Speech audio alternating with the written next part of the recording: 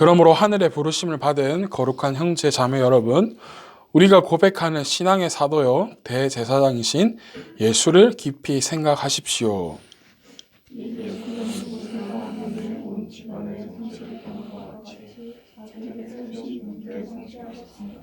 집을 지은 사람이 집보다 더 좋게 한 것과 같이 예수는 모세보다 더 큰 영광을 누리기에 합당하신 분이십니다. 어떤 집이든지 어떤 사람이 있습니다. 그러나 모든 것을 지으신 분은 하나님이십니다.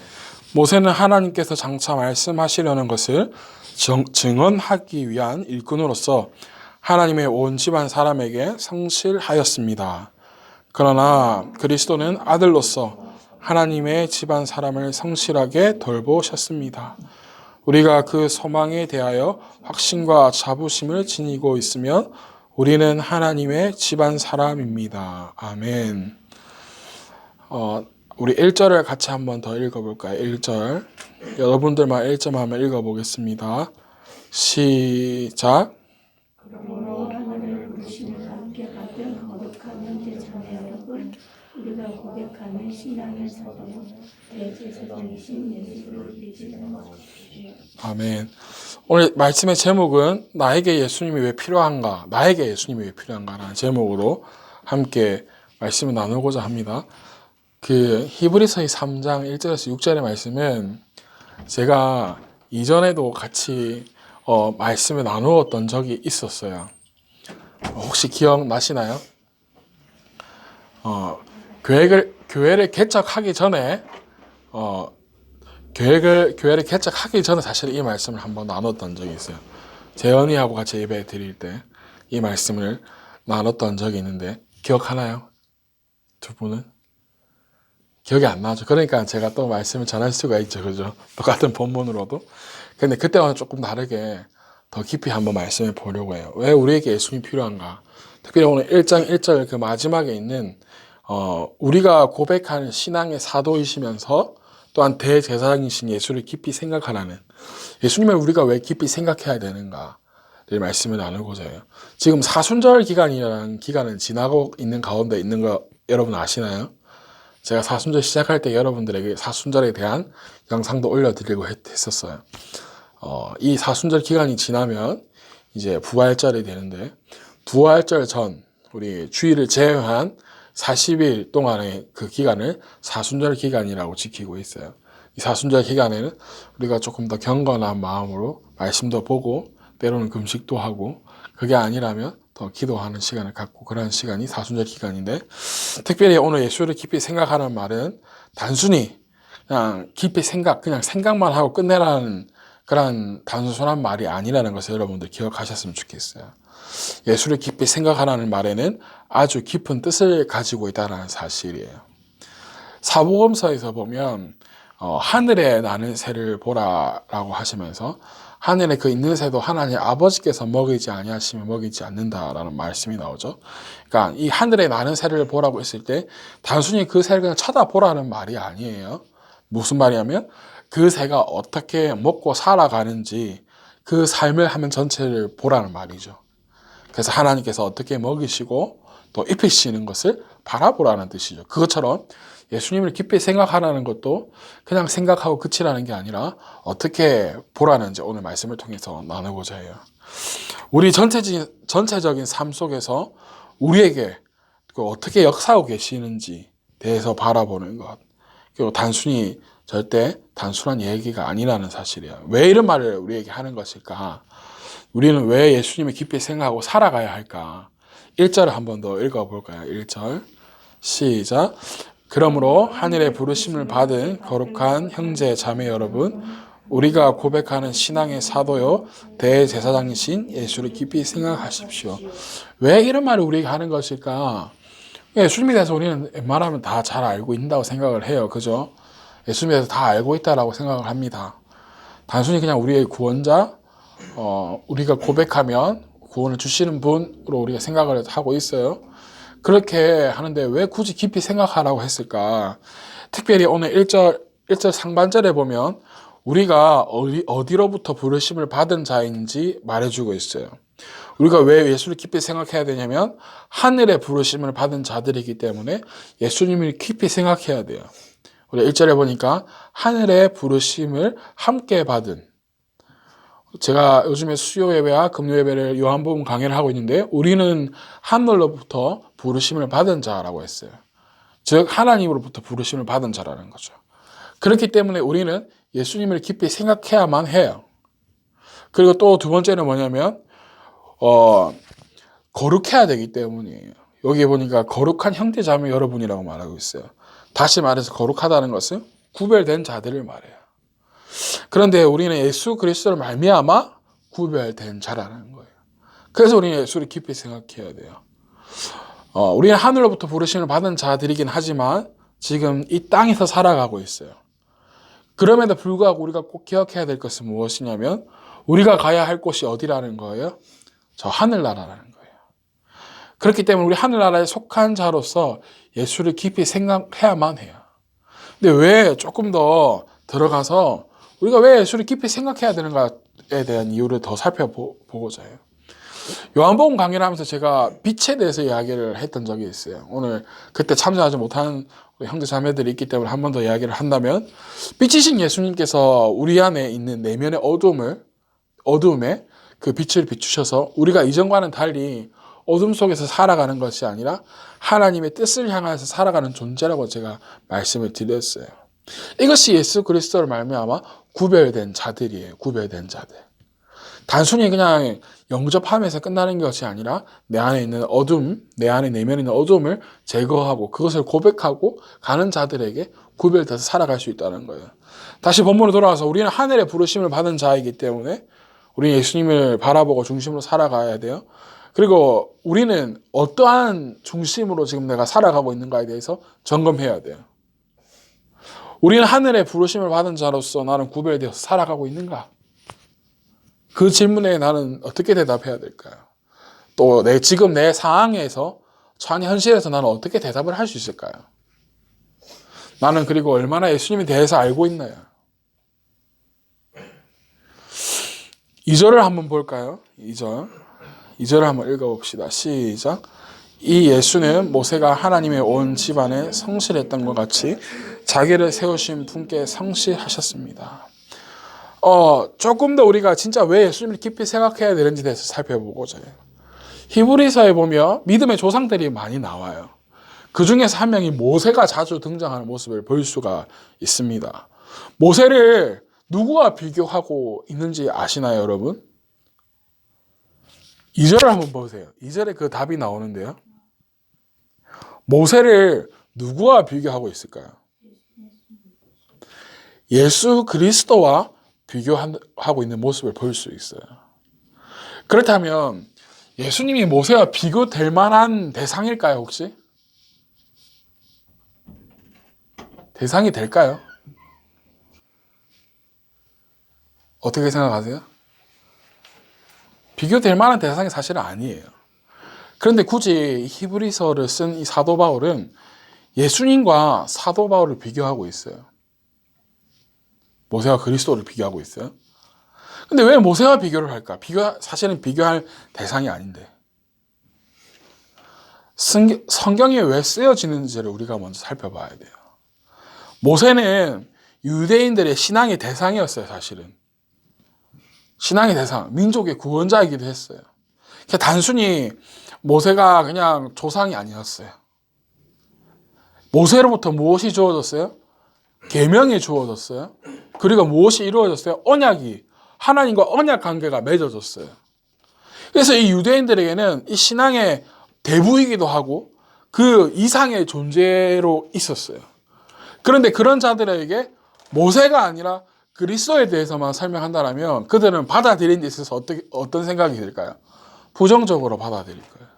그런데 이 당시에 그리스도 또한 믿는다는 것은 로마 시대를 살아가고 있기 때문에 아주 위협적인 존재가 될 수도 있었어요. 교를 믿는 사람들을 굉장한 핍박들이 있었어요. 불에 타 죽기도 하고 사자밥이 되기도 하고. 유대교에서 이렇게 개종한다는 것도 쉽지만은 않았어요. 그래서 모세를 언급하면서 등장을 시키는데 가만히 오늘 본문을 살펴보면 모세에 대해서 긍정적으로 말하고 있나요? 부정적으로 말하고 있을까요? 오늘 6절까지 읽었는데 모세에 대해서 어떻게 이야기하고 있죠? 여러분, 우리 성경 읽을 때 그냥 한 절 한 절 교차하면서 읽을 때 아무 생각 없이 읽으면 안 돼요. 읽을 때 한번 생각해 봐야 돼요. 모세에 대해서 긍정적으로 이야기하고 있나요? 부정적으로 이야기하고 있나요? 긍정적으로 이야기하고 있어요, 여러분. 나중에 다시 한번 읽어보세요. 모세를 등장시키는데 가만히 오늘 본문을 살펴보면 모세를 인정하면서도 예수님을 드러나게 한다는 것을 발견할 수가 있어요. 우리도 살아가면서 이러한 지혜가 필요해요. 야야, 그게 아니고 그거 아니라니까? 하면서 내 말 좀 들어봐 하면서 이렇게 하는 게 지혜가 아니라 이 히브리서 쓴 기자와 같이 지혜가 우리에게 필요하다는 거예요. 그러나 이러한 지혜는 우리의 지혜로 나가는 것이 아니라 성령님께서 주셔야 되는 지혜예요. 오늘 히브리서 3장을 보고 있는데요. 이 2절에 보니까 이 예수는 모세가 온 집안에 성실을 했던 것과 같이라고 되어 있어요. 그죠? 되어 있는데 다른 말로 말하자면 모세가 어떻게 했다라는 거예요? 하나님 온 집에 성실했다는 것을 이야기해요. 그죠?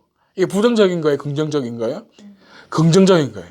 이렇게 말하면서 이 예수가 모세가 하나님 온 집안에 성실했던 것과 같이 자기를 세우신 분께 성실하였습니다 라고 나와 있어요. 이 2절에 보니까 성실했던 것과 같이라는 단어가 와요. 같이. 이 같이는 함께라는 뜻이 아니에요. 뭐뭐처럼 했다라는 거예요. 그러니까 모세처럼 하나님께 성실하셨다라는 거예요. 그 유대인들에게 거부감을 드는 게 아니라 그런 분이구나 자연스럽게 받아들일 수 있게. 근데 이 신실한 면에서 그리스도가 모세처럼 했다. 그런데 어느 분께 성실했다라고 끝절에 나와 있죠. 2절 끝에 보니까 어느 분께? 자기를 세우신 분에게 성실했다라고 되어 있어요. 모세도 마찬가지죠. 그죠? 자기를 세우신 분께 성실했어요. 그렇다면 이 모세를 세우신 분이 누굴까? 또 예수님께서 말하신 자기를 세우신 분이 누굴까요? 하나님 아버지시라는 거예요. 모세도 하나님께서 세우셨어요. 모세가 광야에 있을 때 부르셨어요. 그래서 모세는 자기의 연약함을 하나님께 고백하면서 저는 할 수가 없어요. 떠나려고 했어요. 거부하려고 했어요. 그는 어떻게 하셨죠? 그에게 함께 하시는 증거들을 보여주었어요. 그 지팡이를 짚고 가라고 했어요. 그래서 모세가 자기의 연약함은 알지만 하나님과 함께 하시는 것을 보여주시기 때문에 하나씩 하나님의 말씀에 따르기 시작했고 순종하기 시작했는데 그 순종과 따름이 어떻게 된 거예요? 성실하게 된 거예요. 우리는 우리의 삶 속에서 성실하게 살아가고 있나요? 여기서 성실이라는 단어는 우리가 생각하는 그 개념 이상이라는 것을 여러분들이 이제 말씀을 듣고 있으니까 대충 짐작이 되실 거예요. 성실한다는 것은 단순히 그냥 아침에 일찍 일어나서 저녁 늦게까지 우리의 삶을 꼭 우리 초등학교나 그때 시간표 그리듯이 해서 몇 시에 일어나서 몇 시까지는 내가 씻고 기상하고 밥 먹고 몇 시까지는 공부하고 1시간은 잠깐 나의 시간 가지고 또 뭐 하면 공부하고 학원 가고 이런 타임테이블을 이야기하는 게 아니에요. 나는 과연 하나님께 얼마나 성실하게 살아가고 있는 거예요. 하나님 앞에서. 여러분들은 하나님 앞에서 성실하게 살아가고 있나요? 어떠신 것 같아요? 여러분은 하나님 앞에서 성실하게 살아가고 있나요? 이렇게 질문하니까 나는 쓰레기인 것 같아요. 그죠? 나는 진짜 실패자인 것 같아요. 그런데 하나님께서 우리를 부르실 때에는 우리가 하나님의 뜻에 순종할 수 있는 자녀들이기 때문에 부르신다는 사실 꼭 기억하세요. 우리 3절을 한번 읽어볼까요? 3절, 히브리서 3장 3절이에요. 3절 한번 보겠습니다. 시작. 집을 지은 사람이 집보다 더 존귀한 것 같이 예수는 모세보다 더 큰 영광을 누리기에 합당하신 분입니다. 모세와 예수님의 관계에 대해서 설명을 하고 있어요. 3절에서는. 근데 이 계속 이렇게 설명하는 이유가 뭐냐면 왜 우리가 예수님을 깊이 생각해야 되는지 이유를 말하기 위해서 계속 이렇게 설명하고 있는 것인데, 모세와 예수님의 관계가 어떤 관계냐면 집을 짓는 사람과 집의 주인으로 더 이야기하고 있어요. 집보다 집을 짓는 주인이 더 중요해요. 그죠? 집이 중요한 건 사실 아니에요. 집의 주인이 사실은 집을 짓는 주인이 더 중요하죠. 어떤 주인이 어떤 집을 짓느냐에 따라서 그 집이 달라지니까. 근데 집은 뭐에 불과하냐면 피조물에 불과해요. 성경에서 이야기하는 그 피조. 근데 집을 짓는 것은 누구이시냐면 창조주이신 하나님이세요. 모세는 뭐에 불과하다는 거예요, 그러면? 피조물에 불과하다라는 거예요. 그럼 예수님은 어떤 분이세요? 천지 역사 태초에부터 그 천지를 창조하실 때부터 동행하신 분. 그런데 그 이전부터 하나님과 함께 하신 분. 그렇기 때문에 창조주이시면서 우리를 통치하시는 분이시라는 거예요. 아무리 신실해도 모세는 뭐에 불과하다라는 거예요? 피조물에 불과하다라는 거예요. 그래서 예수를 왜 우리가 깊이 생각해야 되는지 정확하게 설명하고 있는 거예요. 우리가 왜 예수를 깊이 생각해야 되는가. 이제 그 이유가 조금씩 등장하기 시작하는데 4절 5절을 같이 한번 읽어볼까요? 4절 5절 4절 5절 한번 보겠습니다. 시작. 어떠한 집이든지 어떠한 사람이 집을 짓습니다. 그러나 모든 것을 지으신 분은 하나님이십니다. 모세는 하나님께서 장차 말씀하시는 것을 증언하기 위한 일꾼으로서 하나님의 온 집안 사람에게 성실하였습니다. 모세는 우리 이 4절에 보니까 그 답이 나오죠. 어떠한 집이든지 어떤 사람이 분명히 지어요. 집은 짓는 사람이 분명히 있는데 그 모든 것을 지으신 분이 누구라는 거예요? 하나님이라는 거예요. 모세가 아무리 성실하게 했어도 집을 지을 수 있는 것은 모세가 아니라 하나님이시라는 거예요. 근데 그 하나님이 예수님을 깊이 생각하라는데 그 왜 깊이 생각했냐면 모세가 또 어떤 사람인지 말해주고 있는데 모세는 하나님께서 장차 말씀하시는 것을 증언하기 위한 일꾼으로서 하나님의 온 집안 사람에게 성실했다는 거예요. 말씀하시는 것을 증언하기 위해서. 그러면 여러분 모세가 하나님을 증언하기 위해서 말씀하시는 걸 했어요? 신약에 와서는 이 역할을 하는 사람이 또 한 명 등장해요. 회개하라? 천국이 가까이 왔다라고 누가 이야기하죠? 세례 요한이 외치잖아요. 그죠? 우리도 이렇게 모세처럼 성실해야 돼요. 그죠? 그런데 모세는 단순히 주인이 아니라 그냥 뭐인 거예요? 종인 거예요. 일꾼인 거예요. 그런데 단순히 일꾼으로만 일한 것이 아니라 집안에서 최선을 다했다라는 거예요. 이 말은 이스라엘 백성들이 이끌어가기 위해서 최선을 다했다는 거예요. 모세가. 그러나 모세는 뭐에 불과하다? 종 일꾼이 불과하다. 이제 6절에 오늘 우리가 왜 예수를 진짜 깊이 생각해야 되는지에 대해서 이유에 대해서 말하고 있어요. 사실 2절부터 이 5절까지는 모세와 예수 그리스도의 관계를 이야기하면서 즉 또 누구와의 관계를 이야기하는 것과 똑같을까요? 예수 그리스도와 누구? 나와의 관계를 이야기하는 것과 똑같아요. 우리가 모세와 같이 성실하게 해야 되지만 나는 누구의 종이라는 거예요? 예수님의 종이라는 거예요. 하나님의 일꾼, 하나님의 종이라는 거예요. 그 하나님의 종으로서 일꾼으로서 왜 우리가 예수를 깊이 생각해야 되는지 이유를 말하고 있는 거예요.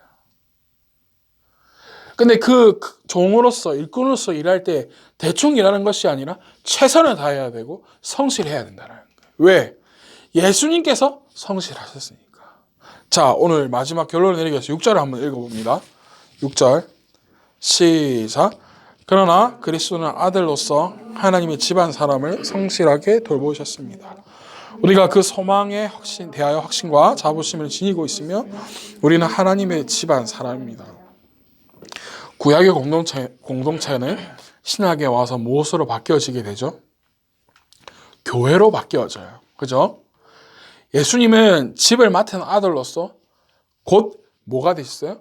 교회의 머리가 되셨고 교회 주인이 되셨어요. 그 속에서 자신의 일을 성실히 이행하셨어요. 그 십자가의 고통 속에서도 자신의 일에 성실하셨어요. 자, 유대인들은 집에 대한 상속을 누구에게만 주는 줄 알아요? 아들에게만 하게 되어 있어요. 모세는 집을 관리하는 종에 불과해요. 그러나 예수님은 누구의 아들이시죠? 하나님의 아들이신 거예요. 창조주이시고 통치자가 되세요. 그렇기 때문에 예수님이 우리에게 필요하다라는 거예요. 너희들이 아무리 생각하는 그 모세가 구원자가 될 수 없고 통치자가 될 수 없고, 그렇다면 누가 될 수 있다는 거예요? 하나님의 아들이신 예수님이 우리의 주인이 되고 우리의 통치자가 되어야 된다는 거예요. 그렇기 때문에 진정한 주인, 진정한 통치자가 필요하기 때문에 그분이 누구라는 거예요? 예수님이기 때문에 예수를 깊이 생각하라는 거예요. 핍박당하는, 그 당시에 핍박당하는 그들에게, 유대인들에게 왜 예수를 깊이 진짜 생각해야 되는지, 왜? 우리에게 예수가 진짜 필요하니까. 다시 말해서 모세가 아니라 예수님이 우리에게 필요하기 때문에 예수를 깊이 생각하라는 거예요. 그래서 6절을 다시 본다면 6절을 통해서 왜 예수님이 필요한지 대해서 말하고 있어요. 첫째는 소망의 확신이에요. 소망의 확신. 예수님이 우리에게 왜 꼭 필요한지, 예수가 있지만 이 확신이 없는 자들이 너무나도 많아요. 예수를 깊이 생각하고 예수님이 나에게 필요하다고 생각한다면 깊이 생각을 해야 돼요. 근데 무엇에 대해서 깊이 생각해야 되냐면 내가 예수 그리스도에 대한 진짜 소망의 확신을 가지고 살아가고 있는가. 이것은 태도로 이야기하는 게 아니에요.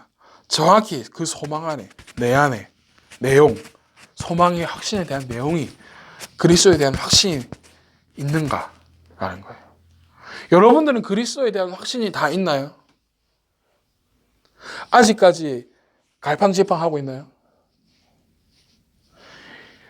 그리스도는 아들로서 6절에 보니까 하나님 집안 사람을 성실하게 돌보셨습니다. 그런데 우리가 왜 예수를 더 깊이 생각하냐면 내 안에 그 소망에 대한 확신이 있냐 이 말이에요. 단순히 그냥 예수님이 나의 구원자로만 끝나는 게 아니라 그 구원자이신 예수님, 통치자이신 예수님에 대한 확신이 있냐 이 말이에요. 그렇기 때문에 예수를 깊이 생각하라는 거예요. 예수가 우리에게 왜 필요한지. 두 번째는 뭐냐면 확신과 그 다음에 나오는 게 있어요. 자부심이 있냐 이 말이에요. 자부심.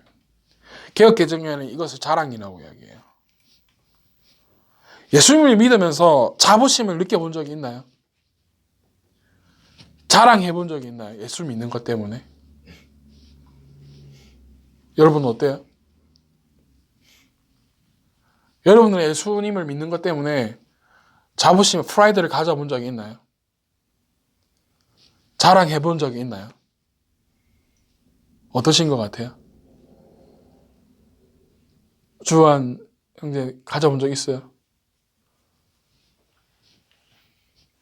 자부심을요? 네. 가져본 적은 있던 것 같아요. 있던 것 같아요.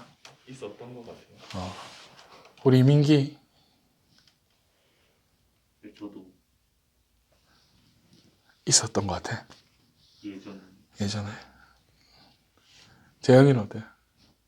저는 그 부분을 생각을 하고 안 하고 살았어요. 살아왔는 것 같아요. 그냥 믿으면 믿는 건데 왜 그렇게까지 생각 안 해봤다는 거지. 네. 우리가 진짜 예수를 깊이 생각해야 되는지 이유가 여기 있는 거예요. 내가 예수님을 믿는데 그 소망에 대한 확신이 여러분들 가지고 있어요? 자부심이 있냐 이 말이에요. 우리는 예수님을 믿으면서 자랑해 본 적이 그렇게 많이 없을 거예요. 그런데 여러분, 예수님을 자랑하고 자부심을 가진다면 무엇이 이루어지는지 아세요? 예수님에 대해서 전하고 싶어요. 전도하고 싶어요.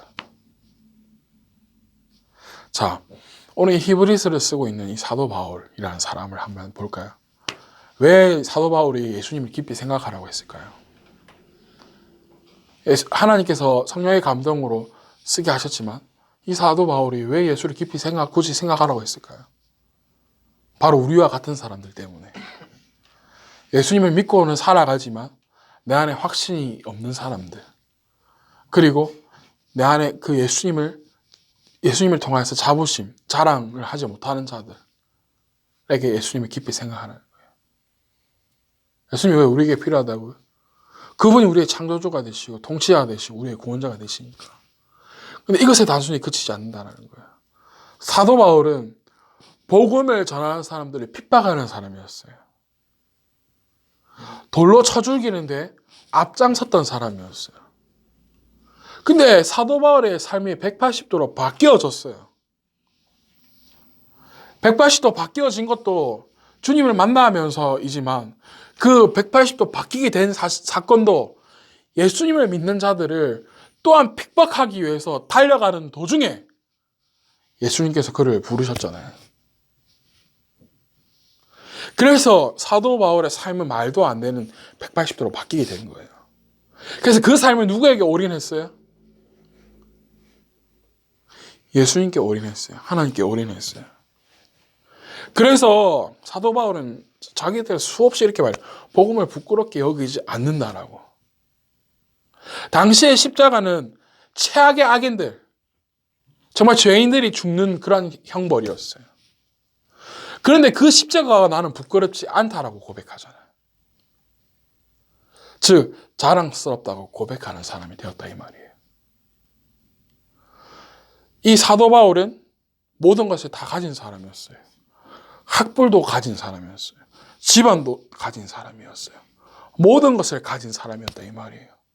그런데 그 당시에 수치스럽게 생각하는 그 십자가를 당당하게 내가 전하고 부끄럽지 않는다라고, 나의 자랑이다라고 고백하는 자로 바뀌었다 이 말이에요. 우리도 그러한 사람이 되어야 한다라는 거예요. 우리는 예수님을 어떻게 생각하고 있어요? 나의 자랑이 되나요? 나의 자부심이 되시나요? 내가 다른 것 가지고 있지 않아도 예수님 나와 함께 하시니까 난 할 수 있다라는 이 자부심이 여러분들 안에 있냐 이 말이에요.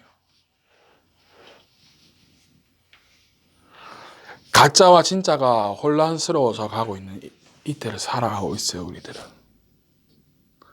가짜를 진짜인 것처럼 믿는 시대를 살아가고 있다 이 말이에요.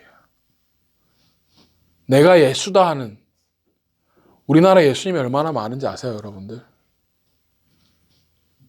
내가 예수다고 하는 사람들 얼마나 많은지 아세요? 내가 성령이라고 말하는 사람들이 얼마나 많은지 아세요? 근데 그 속에서 우리는 진짜 예수님에 대한 확신을 가지고 살아가고 있는 말이에요.